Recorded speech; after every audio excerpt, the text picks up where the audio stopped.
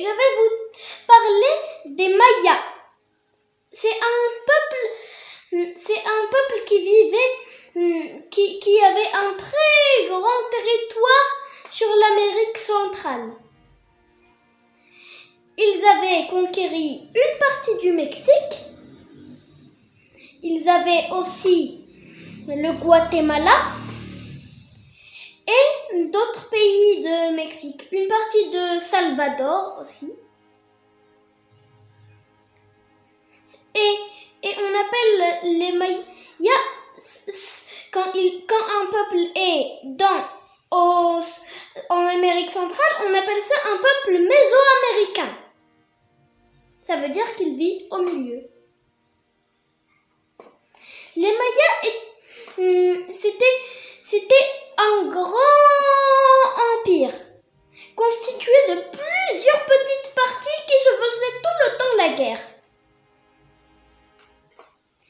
Comme les Aztèques et les Incas, que j'ai parlé dans mes dernières vidéos,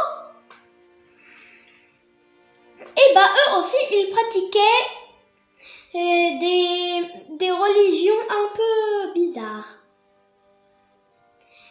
Ils avaient plusieurs dieux. Chaque jour, chaque mois, chaque chose a son propre dieu. Pourquoi ils se compliquent la vie avec tous ces dieux? Alors, j'en connais quelques-uns. Il y a Kinish-Aro, le dieu du soleil. Il y a aussi Itzamna. Pour eux, c'est le dieu suprême. Ensuite, ils ont Ixchel, déesse de la lune.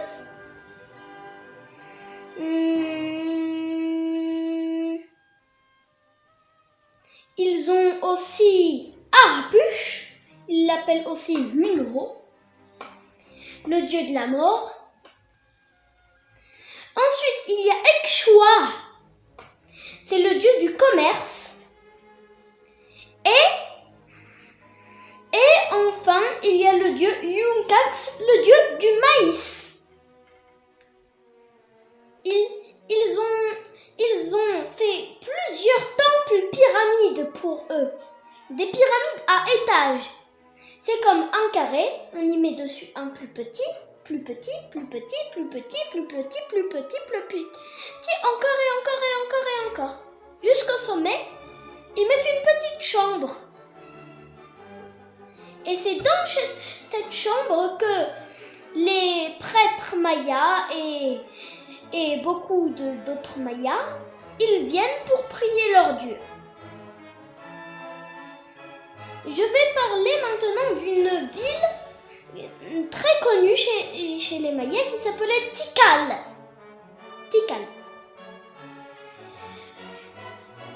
On l'appelle aussi la cité des pyramides parce que là-bas, il y a des tonnes et des tonnes et des tonnes et des tonnes et des tonnes et des milliers de pyramides.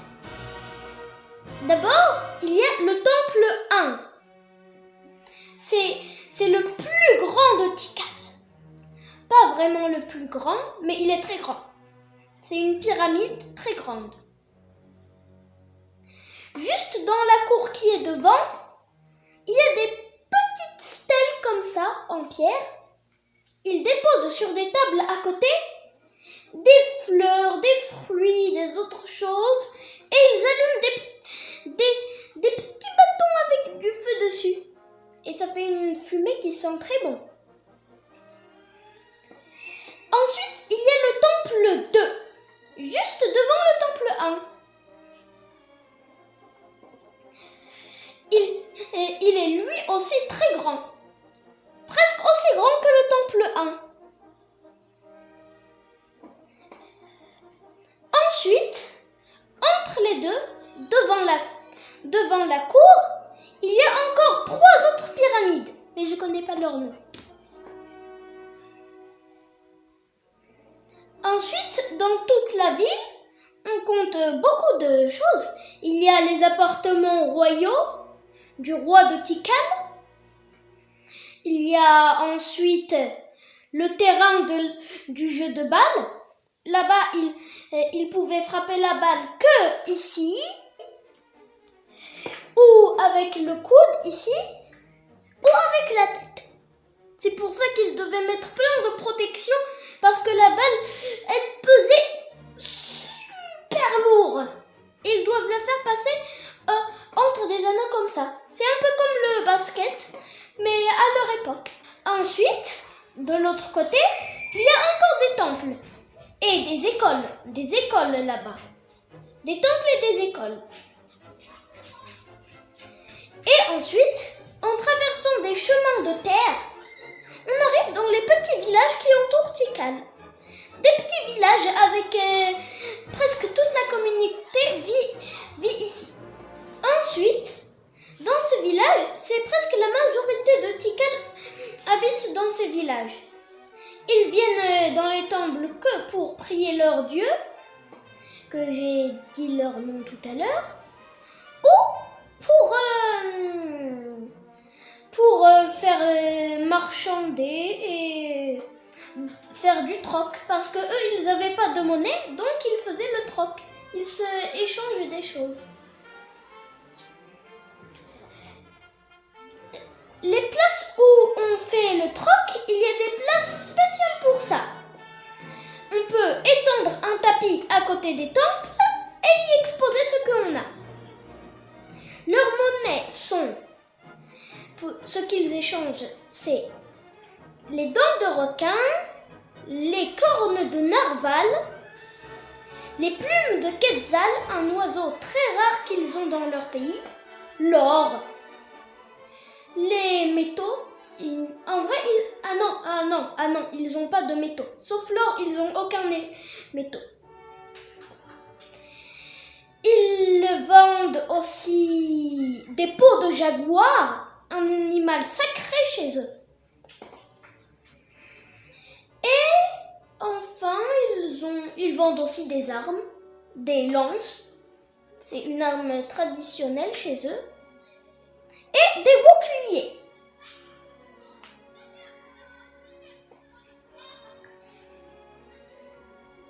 Ensuite, Tikal était une ville guerrière qui se battait beaucoup avec les autres villes qui l'entourent. Il y a plusieurs villes. Par exemple, il y a une ville plus vers le Guatemala, vers le nord, qui s'appelle Tulum. Non, Copan, elle s'appelait Copan. Tulum était, elle, vers le sud, tout au bout, à côté de la jungle. Et c'était une ville à côté de la mer qui était réputée pour vendre aux autres villes des cornes de narval et des dents de requin, des coquillages aussi, et beaucoup de pierres.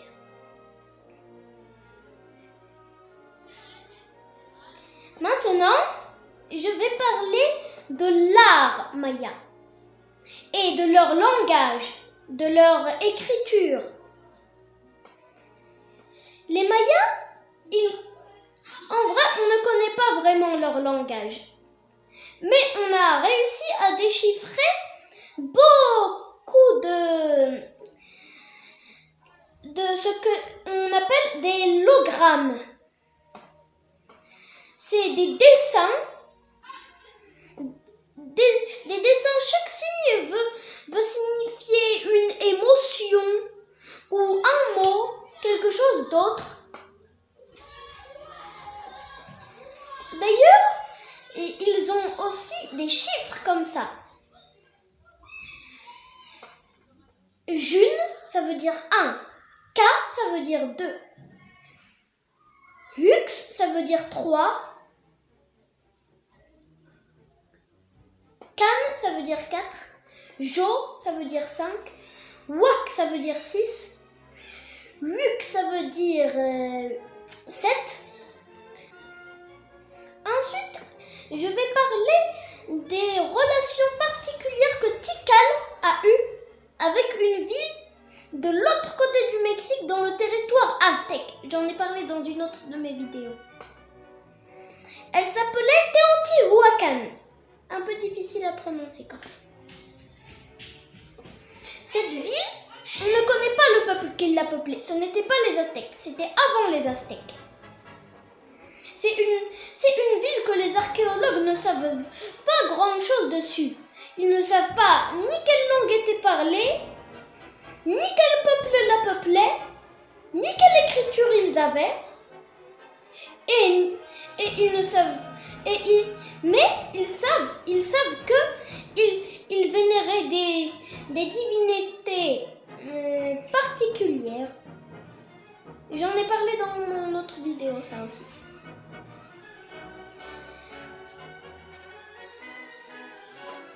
Et cette ville, on a retrouvé des petites traces atticales de cette ville.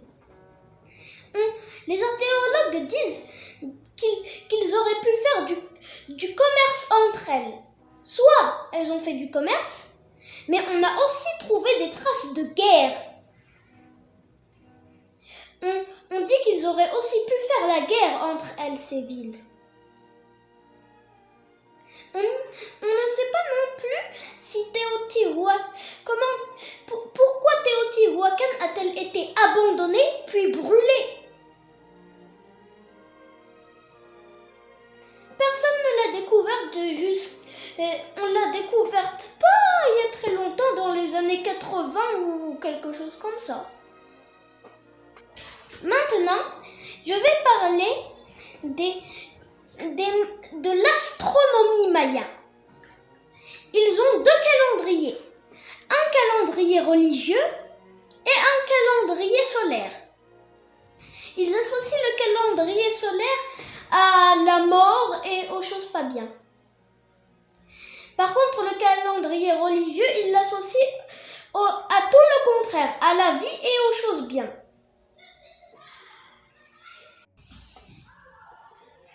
Maintenant, je vais parler de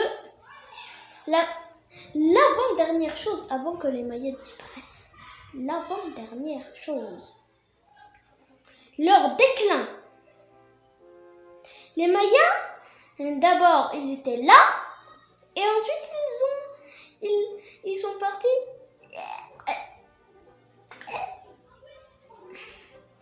On ne sait pas vraiment la cause de ce déclin. Certains scientifiques disent que ça aurait pu être une invasion ennemie, des cataclysmes, des tornades. C'est très répandu dans leur pays. Ou la sécheresse. Mais personne ne sait la vraie cause. Mais avant que les Mayas disparaissent, il y a eu les Mayas Toltecs qui vivaient dans la jungle. D'abord, il y avait encore des Mayas dans la jungle. Mais il y a un autre peuple qui était avant dans le territoire aztèque, qui avait déjà été conquis par les Aztèques. Et ils sont venus jusqu'à la jungle du Yucatan et ils l'ont conquise. D'ailleurs, on a trouvé beaucoup, dans les villes qui étaient à côté de la jungle, on a trouvé beaucoup de codex, des genres d'accordéons en papier qui racontaient des choses, et de fresques, des dessins sur des murs, qui montraient des guerriers toltecs qui attaquaient des villages mayas. Et on a trouvé beaucoup de traces des Toltecs dans des villages mayas. On a appelé ce mélange les Mayas Toltecs. Tout ça était bien jusqu'à ce qu'arrive Cortés, le même conquistador qui a éliminé tous les Aztèques. D'abord, il a dû traverser la jungle et cette partie du Mexique pour arriver au Mexique où il y avait les Aztèques. Mais il a laissé au territoire maya son sergent, Pedro de Alvador. Et lui, il est réputé pour être le plus cruel des conquistadors. Il a éradiqué tous les Mayas. D'ailleurs, Cortés a dû revenir sur les plages là-bas pour affronter l'armée de son roi, parce qu'il n'avait pas le droit de partir en conquête. D'ailleurs, je sais pas comment il a fait pour en sortir vivant. Et c'est comme ça qu'ils ont tous disparu. Mais il reste encore aujourd'hui des descendants des Mayas et des tribus. Par exemple, il y a les Lacandons. Ils vivent encore dans la jungle comme les Mayas. Et ils ont comme vêtements des genres de tuniques blanches. Il y a plusieurs tribus dans la jungle qui vivent encore comme les Mayas. Et bah voilà, comme conclusion, les Mayas étaient un peuple d'Amérique qui a atteint son apogée 5000 ans après son apparition et qui a été détruit par les conquistadors. J'espère que cette vidéo vous a plu.